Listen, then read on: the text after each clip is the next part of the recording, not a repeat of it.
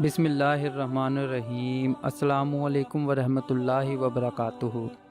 عیادت اور سلام کا بہترین طریقہ۔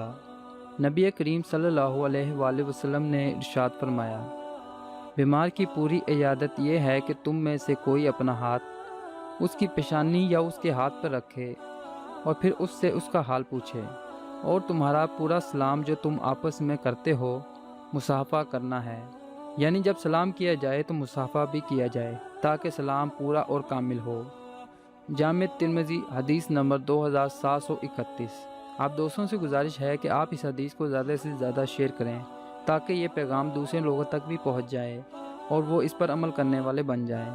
اللہ پاک ہم سب کو احادیث پر عمل کرنے کی توفیق عطا فرمائے، آمین۔